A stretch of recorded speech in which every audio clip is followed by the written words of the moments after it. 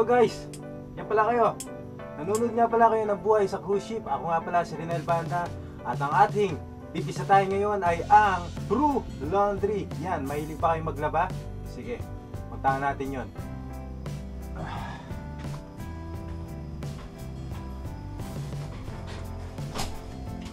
Papakita ko na sa inyo kung saan kami naglalaba. So guys, ito yung dryer. At saka ito yung washing machine na nasa baba.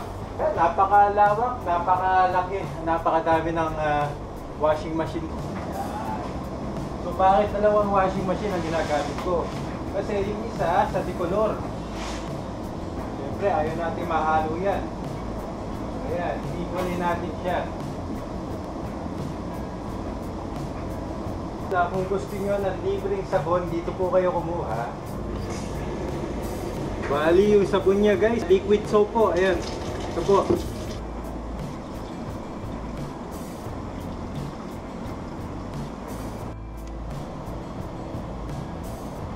Isang oras na nakakalipas. Ayan, tapos na pa tayo ng laundry basket.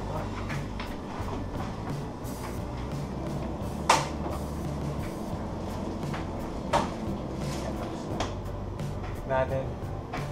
Ayan guys, nakikita nyo to, kailangan tanggalin nyo to. Ito yung sama sa filter to eh, no? Yung mga tumulmol. Ayan, oh, ang dami oh. Wow, grabe.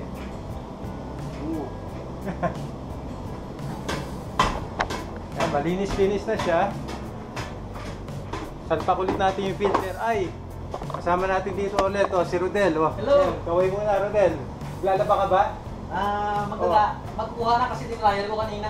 Yun, dryer niya. Ayan, ina-explain ko sa mga kasama natin, no? Yung proseso. Katulad nito, ito, na-dryer ko naman. Ikaw naman, kukunin na tapos na dryer. Ano, okay na? Okay na, tuyo Okay na. na, tuyo na. Oo. Ayos. Pwede na ito, pe. Ayun. Ayan. Ayan, guys. Pasok natin dito lahat. At wala. Ayan na. Co-operate na siya. Silipin natin si Rodel. Magtutupi na siya ng kanyang labada. Uy! Ayan. Baka mamaya, direct sabihin nila, hindi ako marunong magtupi Ganun ba?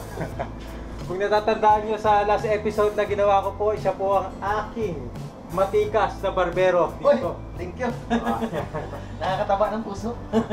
At nga pala guys, congratulate natin siya kasi na-promote po siya from Wiper to oiler. Ayun, wiper to oiler. Sa makina po siya nagtatrabaho guys. O sige, enjoy mo yung pagtutupi mo. Sige, para may masuot ako bukas. Okay, gawin ka muna sa... May papati ka ba? Sa family ko, Oo. ingat kayo dyan. God bless always. Oo. Love you.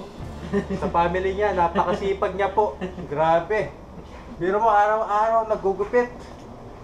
Siguro nakakakilang ulo siya sa paggugupit. Pero ayan, saludo ako sa iyo, Rodel. Ayan. Guys, tapos na tayo. So pagkatapos nun, tutupiin na rin natin yung labada. Pero anyway, so at least nakita nyo na kung ano ang itsura ng crew laundry namin. So guys, sa susunod ulit na episode ng Buhay sa Cruise Ship, ako nga pala si Rinel Banda. See you soon!